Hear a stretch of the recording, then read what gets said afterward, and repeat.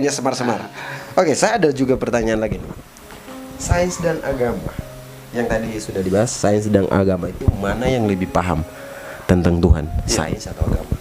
Jadi di dalam konten yang Bukannya dua hal ini cukup berbeda, dan itu bagaikan air dan minyak. ya Tidak bisa menyatu. Tapi kenapa Bung bilang keduanya harus lebih paham tentang Tuhan? Itu kan jadinya satu jalan searah. Iya. Jadi kalau kita berpikir secara umum memang seperti itu. Tapi ketika kita menggunakan akal untuk melihat keberadaan kedua-duanya, sebetulnya keduanya memiliki tujuan yang mulia. Tujuan yang sama. Sama-sama untuk mengakui keberadaan Tuhan. Oke, coba. Jadi Kayaknya saya belum nonton video yang itu. Nanti sebentar habis ini saya nonton. Tuhan bicara tentang Tuhan, agama mengakui, sains yang menjelaskan. Sains yang menjelaskan. Ya. Jadi kalau bicara tentang Tuhan, maka pertanyaannya adalah agama dan sains mana yang paling paham tentang Tuhan? Lalu di situ saya buatkan satu segmen bahwa bicara tentang Tuhan, agama mengakui, sains menjelaskan. Jadi gini, agama itu kan agama itu kan dia percayanya tentang hal-hal keajaiban. Ya, wahyu. Contohnya wahyu. Ya, misalnya kenapa ada petir, yang sudah tadi abang bilang, kenapa ada hujan, kenapa ada petir, kenapa ada guntur, Ya. kenapa matahari terbitnya dari sana terus, Ya. kan begitu. Jadi Kalau sains kan dia menjelaskan secara detail. agama mengakui Tuhan, segala sesuatu itu Tuhan. Tapi pertanyaannya itu, apa dasar yang membuat kita harus percaya bahwa Tuhan itu ada? Maka di situ fungsi sains untuk menjelaskan. Di dalam video yang terakhir di Rumah Akal itu saya memberi contoh seperti hujan. Kita semua tentu pernah melihat hujan, mendengar bunyi guntur atau hal-hal ketakjuban lain tentunya. Seperti pelangi. Ya. Jadi gini, kalau kita bertanya kepada agama, kenapa hujan? Tentu jawabannya itu karena Tuhan. Pasti. Ya, agama. Ini adalah berkat dari Tuhan. Ya, pasti. Langsung ke ujung. Langsung dia mengambil Pohonnya. kesimpulannya. Tapi sains tidak.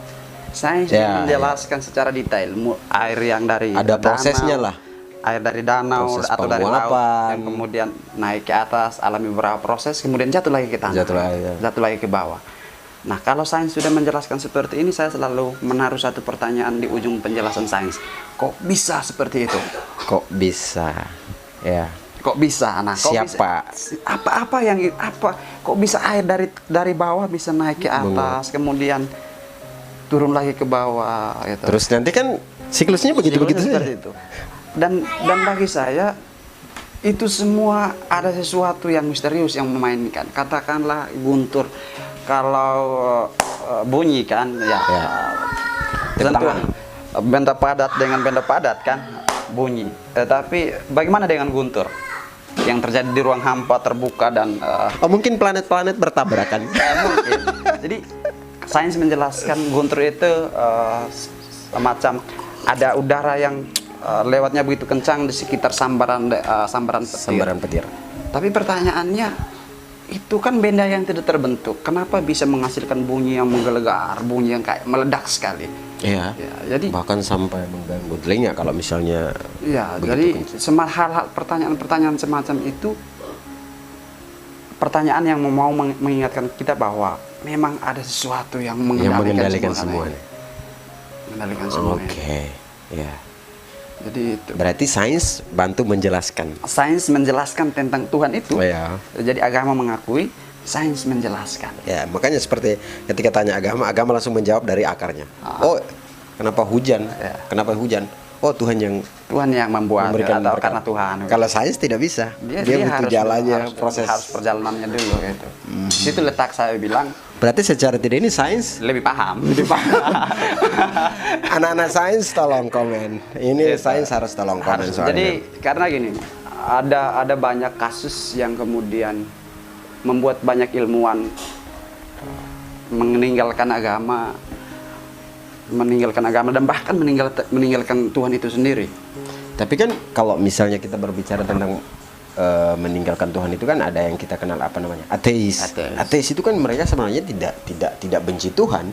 Mereka tuh tahu kalau Tuhan itu ada. Cuma mereka tidak mungkin lebih Tuhan itu seperti apa? Lebih begitu atau bagaimana ya? Oke. Kecuali antiteis itu kan kepercayaan terhadap agama. Kalau ateis, orang yang tidak percaya agama. Tidak percaya agama ya, bukan tidak percaya adanya Tuhan kalau ateis. Setahu saya seperti itu. Nanti kita bantu share dulu ya. Iya, jadi kayaknya memang, seperti itu. Memang seperti itu. Jadi ateis, kita masuk ke ateis ini. Ya, oke, boleh dibedah sedikit. Sedikit saja. Kalau Ya. menurut pemahaman saya tentang ateis, karena saya sering berdiskusi dengan beberapa teman-teman ateis. Oh, ada orang ateis. Ada banyak sekitar kita. Ada banyak sekitar kita. Ya, tapi intinya kan mereka bukan anti-teis, bukan anti-teis. Mereka tetap memiliki suatu pegangan, Ya. meskipun mereka tidak memberi nama itu sebagai Tuhan.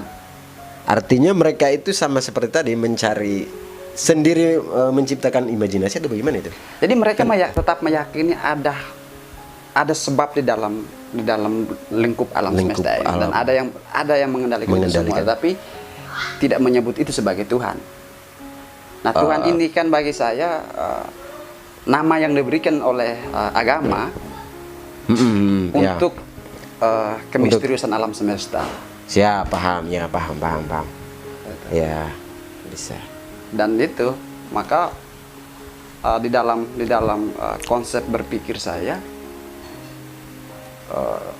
orang kalau semakin mempelajari sains, dia tentunya semakin percaya bahwa Tuhan itu ada. Tuhan itu ada. Luar biasa, hari ini baru disatukan ya. Jadi agama tidak boleh dipisahkan Dengan sains. Dengan sains, karena sama-samanya memiliki Tujuannya tujuan. sama. Yang justru membuat kedua ini bersenggolan karena orang mau memperdebatkan agama dan antara agama dan itu berarti sains. sama saja kayak 5 tambah 5 10 sama dengan 2 kali 5 10 ya? Iya, Jalannya beda. Jalannya beda. Tapi tujuannya sama, menjelaskan bahwa Tuhan itu ada. Karena Keagungan agama Tuhan itu sendiri, ada. agama dari awal mengakui itu Tuhan ada sesuatu. Kalau kita berbicara tentang sejarah bentuknya, sejarah berdirinya agama, tentu akan lebih panjang lagi. Lebih panjang lagi. Karena perjalanannya dari sana. Ya. Hadirnya agama itu, apa yang menyebabkan agama itu ada semua. Ada semua. Ada Dan semua. sejarahnya juga panjang Ada pasti. sejarahnya. Mungkin nanti baru kita bahas. Iya. Tapi itu poinnya adalah jangan pernah menganggap bahwa sains itu yang akan mengangkangi Tuhan. Tidak. Tidak. Justru sains mau menegaskan bahwa Tuhan itu ada. Tuhan itu ada. Oke, hari ini dia menyatukan Bung Rovin hari ini menyatakan gabungan antara sains dan agama untuk menyatakan kebesaran Tuhan, keagungan Tuhan. Itu great. Itu keren. Ya. Maka kenapa kembali lagi ke awal, kenapa saya mau memakai yang namanya rumah akal? Ya, yang paling bebas dari manusia itu akal itu. Oke, ya. Dia menembus bebas, batas. ya. Dia bebas berpikir. Kita bebas mau apa saja. Mau ngapain saja, mau tiba-tiba tidur sama pacarnya orang juga. Kita sudah lari jauh. Itu bebas berakal gitu. Akal kita itu dia menembus batas, Bung. Ya, betul. Bisa. Itu. Maka manusia harus sadar soal Maka adalah orang sebut kekuatan pikiran. kekuatan pikiran. Konsentrasi. Jadi manusia harus sadar dulu bahwa dia itu punya otak yang kemudian bisa berpikir. Berpikir ini membantu kita untuk tidak gegabah, karena kita harus berpikir lebih dalam gitu sebelum melakukan sesuatu. Berarti sebenarnya kekuatan pikiran itu ada sebenarnya. Ya. Yang orang bilang bisa teleportasi? Tidak juga teleportasi. Jadi eksistensi manusia itu ada di akal gitu. Banyak filsuf yang sudah membicarakan hal itu. Katakanlah Descartes, dia mengatakan bahwa cogito ergo sum, aku berpikir maka aku ada. Iya, saya pernah dengar itu. Wah. Jadi ini semuanya tentang akal, bahwa epicentrum orientasi manusia itu berawal dari akal. Saya mau bahagia, saya mau sedih, semuanya kan dari akal. Kita yang berpikir. Kita yang mengelola. Mengelola. Oke. Oke, kita berbicara tentang agama tadi, bahwa agama itu hadir, kemudian dia membuat satu media untuk kita percaya bahwa ini loh Tuhan kita. Ya. Supaya kita bisa menggapai abstrak itu, Tuhan yang abstrak itu. Nah, berarti dari hal ini kita kembali ke kepercayaan juga bisa dong. Kepercayaan, misalnya contoh di kabupaten ini dia ada sistem kepercayaannya sendiri sebelum ada agama. Ya. Contohnya saya kemarin KKN-nya di Sabu, itu di sana itu ada sistem kepercayaan namanya Jingitio. Jinitiu. Ya, Jinitiu itu Sabo, sistem kepercayaan itu yang belum beragama, ya. Orang masyarakat di sana yang belum beragama, tapi mereka ada kepercayaan namanya Jinitiu. Di Sumba ada apa namanya? Merapu. Ya. Itu masih berbau apa? Orang menyembah, ada batu misalnya, ada tempat-tempat sakral, ada tempat-tempat sakral begitu. Ya, jadi karena saya menganggap itu sebagai ucapan syukur kepada leluhur. Dalam artian gini, kalau kita berpikir secara logis, secara sains, yang memiliki garis keturunan yang paling pasti itu ya adalah leluhur. Dari saya yang ada saat ini, dari ibu saya dan bapak saya dan mama saya itu dari orang tua mereka dan orang tua mereka, orang tua mereka. Dan itu garis keturunannya dari leluhur. Kalau dites golongan darah atau semacam gen segala macam itu terbukti. Ada garis keturunan kami dari sini. Maka saya pikir kita harus jujur-jujuran bahwa agak jauh sebelum agama itu sudah ada sistem kepercayaan. Sistem kepercayaan itu sudah ada jauh sebelum agama. Maka di kepercayaan lokal seperti itu pun sama seperti agama mengakui bahwa ada kehidupan pasca setelah mati ada kehidupan. Seperti reinkarnasi bukan? Ya, bisa disebut seperti itu. Ini kan soal konsep berpikir tentang bagaimana kehidupan itu setelah hidup saat ini, kehidupan yang nanti seperti apa? Nah, ini kan soal penafsiran saja. Penafsiran, berarti semua itu kan belum nyata ya. Kita tidak tahu, nanti dulu. Oh iya, siap. Berarti semua itu benar ya. Jadi tidak boleh yang disalahkan karena memperdebatkan hal yang masih belum bisa diukur secara empiris adalah hal yang keliru. Ini karena memang makanya bilang olah sport otak. Ini kita harus berpikir banyak ya. Astaga. Jadi kepercayaan juga tidak salah. Mungkin karena di negara kita kan harus beragama. Mestinya kita tidak boleh terlalu eksklusif melihat hal-hal seperti itu. Harus bisa kita cari tahu. Karena bagi saya pun selain orang beragama tentu juga memiliki keyakinan kepada kepercayaan leluhur lokal terhadap leluhur itu. Sama juga dong. Kita kan sama. Karena kita semua tentu percaya bahwa ada kehidupan setelah kematian. Maka setiap apa yang kita lakukan itu hanya sebagai bentuk ucapan terima kasih kepada leluhur. Karena dari mereka kita ada di sini. Kita ada di sini. Oke, siap. Jadi itu adalah ucapan syukur kepada leluhur kita ya. Iya, itu. Ya, bukan berarti kita mentuhankan. Bukan berarti kita mentuhankan. Kita berterima kasih kepada seseorang yang memberikan kita sebatang rokok, apakah kita mentuhankan dia? Ya. Betul. Oke. Nah, oke Bang, ini setelah kita membahas panjang lebar tadi karena kayaknya orang sudah bosan dengan kita punya muka juga nih. Ya. Jadi mungkin ada yang mau lanjutan, mau bahas apa? Ini tentang filsafat ya kalau dengan abangnya. Kalau saya nanti tidak tahu sama bahas apa. Nanti saya ada panggil teman-teman untuk bahas lagi. Jadi kan nanti kalau kakak ada waktu lagi kita bisa lanjut lagi mau bahas apa. Ya, jadi ini kalau teman-teman mungkin dari yang saya tanya belum ini boleh kasih tambahan apa saja.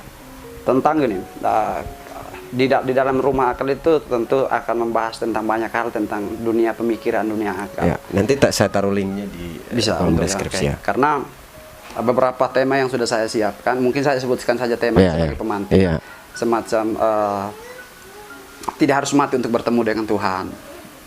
Itu salah satu tema nanti. Oke, keren kayaknya. Tidak harus mati untuk bertemu dengan Tuhan. Lalu semua orang beragama itu sebetulnya ateis.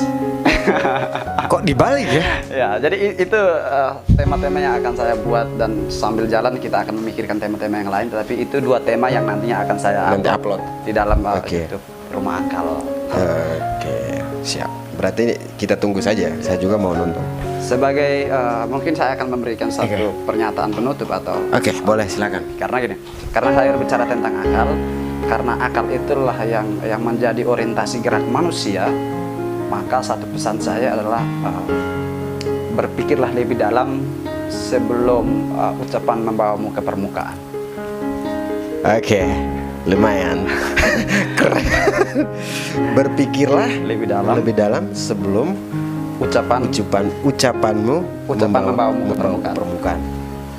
Oke, bisa. Artinya? Ya, karena gini. Saya jelaskan ucapan Ya. saya itu. Ya, harus Saya jelaskan, saya biar jelaskan apa quotes lah. Ya, quotes. Itu.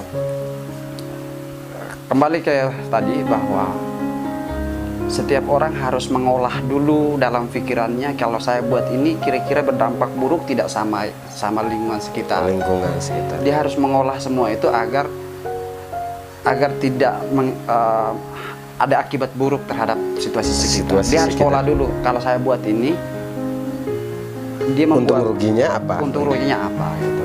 Kalau misalkan orang berbuat ini kepada saya dan saya merasa sakit, sebaiknya saya jangan melakukan itu kepada orang lain pula.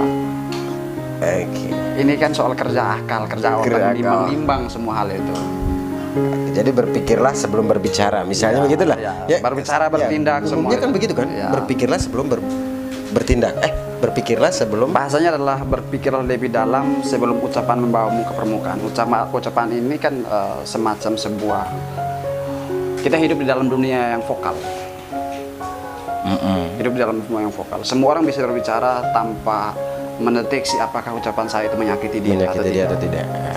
Karena setiap orang itu kan punya karakter dan pemahaman yang berbeda juga, ya kan? Otak saya sudah hang nih, Ya, olahraganya kayaknya terlalu saya panas. Tunggu komentarnya teman-teman Ya. di dalam konten YouTube-nya Bung, apa yang perlu kita mau bicarakan. Tetapi Kayaknya nextnya kita mungkin bahas tentang surga dan neraka yang tadi sempat ini. Wah, keren. itu sebetulnya bisa, karena bagi saya surga dan neraka bukan tempat. Sampai di situ saja dulu. Oke, mungkin sekian ya. Mungkin terima kasih. Kita sampai sini dulu. Nanti baru kita lanjut kayaknya berikutnya. Nanti kalau mau nonton juga tentang konsep-konsep akal yang sehat, Iya. sport otak, bisa berkunjung ke channel YouTube-nya Bung Lovin, Rumah Akal. Rumah Akal, ya. Oke, siap. Terima kasih. Sampai jumpa.